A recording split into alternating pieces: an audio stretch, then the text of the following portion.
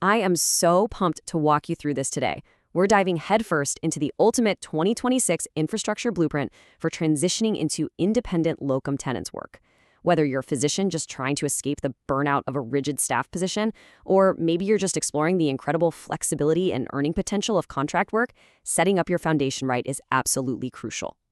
When you actually sit down and ask experienced locum physicians what they wish they'd known before they started, their answer? It's almost never about the medicine. The clinical work is familiar. You already know how to be a doctor. The real hurdle, the absolute shock to the system, is the lack of infrastructure prep. They literally all wish someone had sat them down and explained exactly how the business side of things works before they accepted that very first assignment. Because let me tell you, if you aren't prepared, day one can hit you like a ton of bricks with some massive administrative shocks. We're talking about credentialing taking months longer than expected, incredibly confusing rules around maintaining a tax home, and the sudden, honestly terrifying realization that your very first 1099 paycheck arrives with absolutely zero taxes withheld. Understanding these mechanics is exactly what separates the doctors who truly thrive in this space from the ones who just get totally overwhelmed. Okay, let's dive into this. We're going to build your foundation today using a quick 6-step playbook. We're covering licensing and business structure, malpractice insurance essentials, the parallel agency strategy, decoding the pay package, day one tax requirements, and finally, exactly what to expect on your first locum assignment. Let's kick things off with step 1, licensing and business structure. So licensing is the thing that catches new locum docs off guard the most. A traditional state medical license, yeah, that takes a solid 8 to 12 weeks to get. But here is the absolute game changer, the Interstate Medical Licensure Compact, or IMLC. As of May 2026, this compact includes 43 member jurisdictions. If you use this expedited pathway, you can lock down additional state licenses in just 2 to 6 weeks. To use it, you basically just need a state of principal license, which is just the state where you primarily practice, live, or have your federal tax home. Once your licensing is rolling, you've got to decide on a business structure. Almost everyone starting out just begins as a sole proprietor. It's the default, and it's super simple. Your income flows straight to your personal tax return, and you pay your personal rate plus a 15.3% self-employment tax. But, and this is a big but, there is one structure you should absolutely avoid like the plague, and that's the S-Corp. For locum work, it triggers double taxation, and that is just a terrible financial outcome. Now, what's really interesting here is the income threshold. When your net annual locum income crosses that $150,000 to $200,000 mark, suddenly electing S-Corp status becomes incredibly advantageous. See, it allows you to pay yourself a reasonable W-2 salary and take the rest as a distribution. And that distribution portion, it completely bypasses that 15.3% self-employment tax. Sure, it takes a bit more overhead and a separate tax return, but the savings at those higher income levels are just massive. All right, moving right along to step 2, malpractice insurance essentials. If you ignore this before signing a contract, you are walking into a massive financial trap. This is the critical, non-negotiable question you have to ask every single time. Is this occurrence or claims-made coverage? Occurrence coverage is great. It protects you for any incident that happened during the policy period, no matter when the patient actually files the claim. You walk away and you don't have to worry. Claims-made coverage, on the other hand, only covers claims filed while the policy is actively in effect. And that right there brings us to tail coverage. If an agency offers you a claims-made policy and it terminates the second your assignment ends, you have to have tail coverage to stay protected. The kicker? Tail premiums usually cost around 150% to 200% of your annual premium. It's huge, so you must ask upfront who pays for the tail. Because if the agency doesn't cover it, you're personally on the hook for those massive, unexpected costs. Always get that in writing. Let's shift gears to step 3, the parallel agency strategy.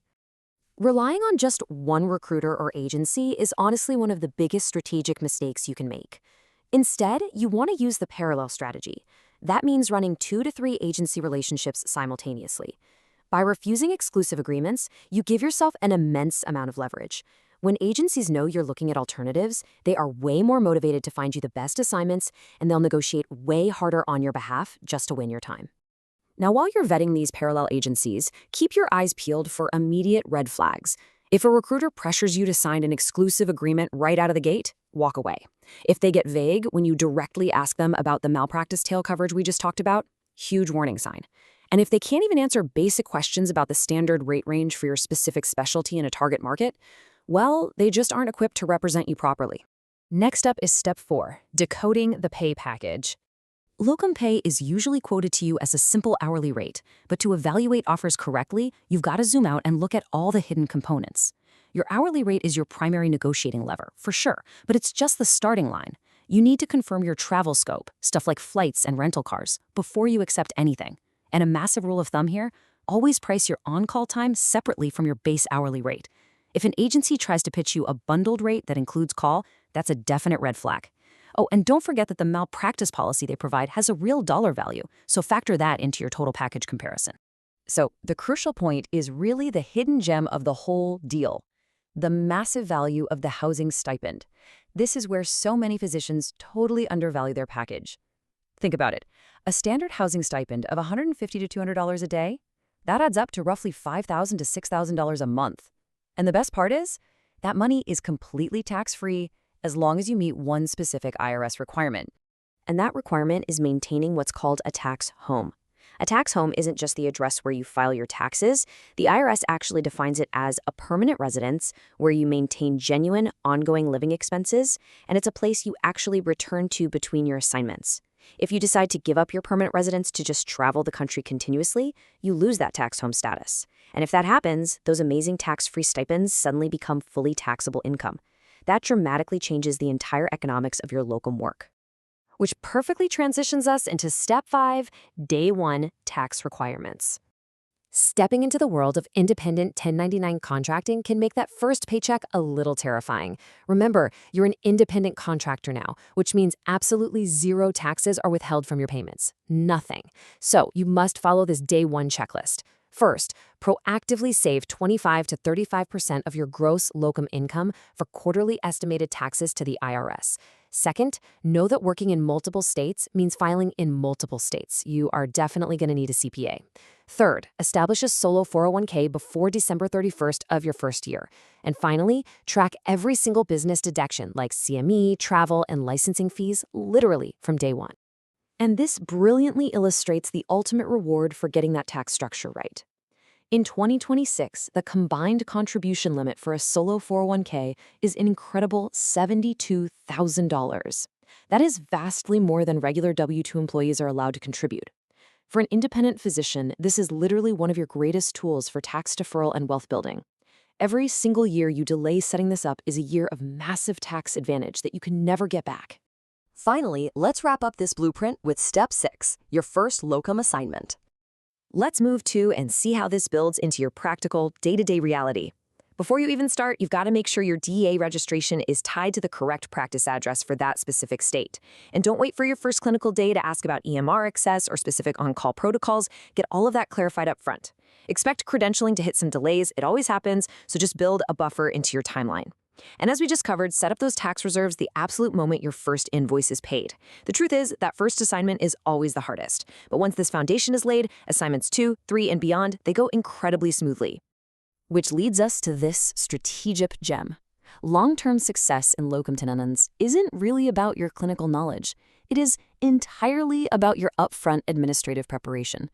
The docs out there who are thriving, the ones who always say they wish they'd made the leap sooner, they're the ones who got their licenses in hand, confirmed their tax home, set up their business entity, and lined up their parallel agencies way before they ever walked through those hospital doors. So I'll leave you with this. Have you built your locum infrastructure yet? The independence, the flexibility, the financial rewards, they're very real, but they absolutely require a solid foundation. If you want to dive deeper into the pay data, agency reviews, or the tax setups we talked about today, I highly encourage you to check out the completely free independent resources over at locumpayguide.com. Thank you so much for joining me for this explainer, and here's to a highly successful transition into independent practice.